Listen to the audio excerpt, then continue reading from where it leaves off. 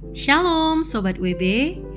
Renungan Harian Wanita Bijak pada hari ini, hari Minggu tanggal 1 Juni tahun 2025, berjudul Kasih sebagai Dasar Pertumbuhan dan Kedewasaan.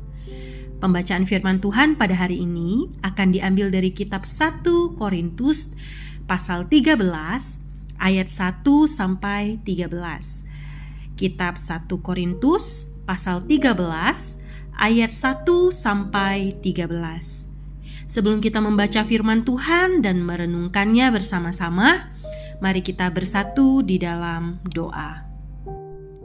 Bapa yang baik, kami berterima kasih untuk hari yang baru dan anugerah yang baru yang boleh kami nikmati pada hari ini. Saat ini Tuhan, kami mau mempersiapkan hati kami untuk mendengarkan isi hati Tuhan lewat renungan harian. Tolong kami untuk bisa mengerti apa yang ingin Tuhan sampaikan kepada kami hari ini. Hanya di dalam nama Tuhan Yesus kami berdoa dan mengucap syukur. Haleluya, amin. Pembacaan firman Tuhan pada hari ini diambil dari kitab 1 Korintus pasal 13 ayat 1 sampai 13. Saya akan membacakan dari Alkitab Terjemahan Baru edisi kedua. 1 Korintus 13 ayat 1 sampai 13. Kasih. Sekalipun aku dapat berbicara dalam semua bahasa manusia dan bahasa malaikat, tetapi jika aku tidak mempunyai kasih, aku sama dengan gong yang berkumandang dan simbal yang gemerincing. Sekalipun aku mempunyai karunia untuk bernubuat, dan aku mengetahui segala rahasia dan memiliki seluruh pengetahuan, dan sekalipun aku memiliki iman yang sempurna untuk memindahkan gunung, tetapi jika aku tidak mempunyai kasih, aku sama sekali tidak berguna. Sekalipun aku membagi-bagikan segala sesuatu yang ada padaku, bahkan menyerahkan tubuhku untuk dibakar, tetapi jika aku tidak mempunyai kasih, sedikit pun tidak ada faedahnya bagiku.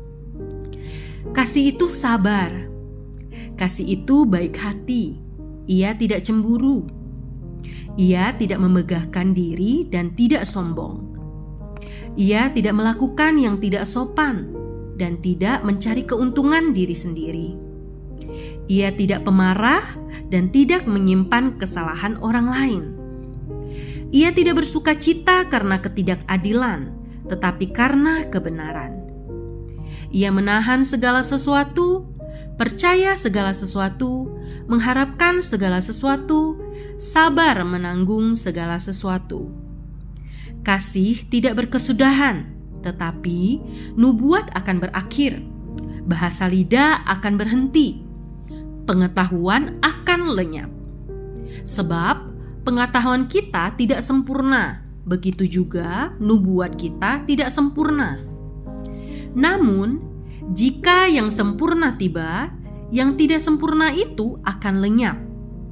Ketika aku kanak-kanak, aku berbicara seperti kanak-kanak. Aku merasa seperti kanak-kanak. Aku berpikir seperti kanak-kanak.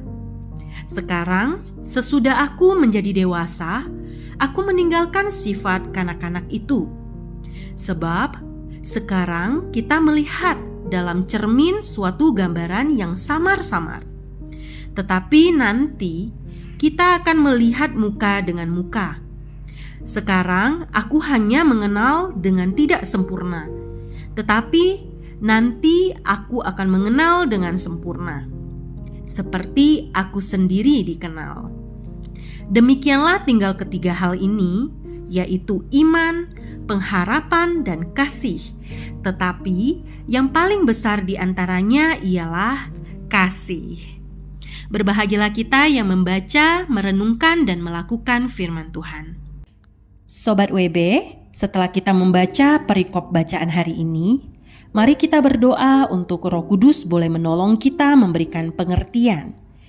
Lewat beberapa pertanyaan ini kita akan merenungkan firman Tuhan bersama-sama.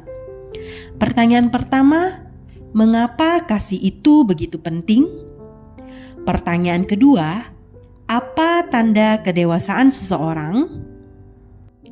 Sobat WB, sepanjang bulan Juni ini kita akan masuk dalam rangkaian renungan setiap hari tentang pentingnya kita bertumbuh dalam kedewasaan kita. Sejatinya, pengenalan akan Tuhan yang benar pasti menghasilkan pertumbuhan dan kedewasaan. Namun, kita seringkali mendapati seseorang yang sudah lama mengenal Tuhan, sikap dan perilakunya tidak mencerminkan hal itu. Dan tidak jarang pula kita mendapati diri kita sendiri pun kadang bersikap kekanak-kanakan, mudah menjadi tersinggung, kecewa, terluka, sulit mengampuni, dan sebagainya. Sebagai orang percaya, kita perlu menyadari bahwa kedewasaan adalah sebuah proses kesadaran yang datangnya dari dalam diri kita. Seperti bacaan kita hari ini, Rasul Paulus mengingatkan bahwa kasih Allah atau agape adalah dasar dari setiap perubahan hidup dan pertumbuhan rohani. Dan karena kasih itu adalah Allah, maka kalau kita mengatakan bahwa kita mengenal Allah, artinya adalah kita makin mencerminkan Dia yang adalah kasih. Kasih kepada Allah adalah yang utama. Dan dalam 1 minggu ini kita akan belajar dari hidup Musa, Yunus, Daud, Salomo, Saul, dan Simson. Sobat WB, di dalam 1 Korintus pasal 13 ayat ke-12 dikatakan, "Ketika aku kanak-kanak, aku berbicara seperti kanak-kanak. Aku merasa seperti kanak-kanak. Aku berpikir seperti kanak-kanak. Sekarang, sesudah aku menjadi dewasa, aku meninggalkan sifat kanak-kanak itu." Sobat WB, semakin kita bertumbuh mengenal Tuhan, semakin kita bertumbuh dalam kasih dan menjadi dewasa di dalam sikap dan perilaku kita. Inilah beberapa sikap yang terlihat dalam diri seorang yang dewasa. Sabar, baik hati, tidak cemburu atau iri hati, tidak melakukan yang tidak sopan, tidak mencari keuntungan diri sendiri, tidak pemarah, tidak menyimpan kesalahan orang lain, tidak bersuka cita karena ketidakadilan, bersedia menahan segala sesuatu, percaya segala sesuatu, mengharapkan segala sesuatu, dan sabar menanggung segala sesuatu. Sobat WB bisa melihat kembali dari ayat ke-4 sampai 7. Sobat WB, manakah dari hal-hal ini yang masih menjadi sikap dan perilaku kita? Mari kita terus bertumbuh dalam mengenal Tuhan dan menghasilkan kualitas hidup seorang murid Kristus yang dewasa.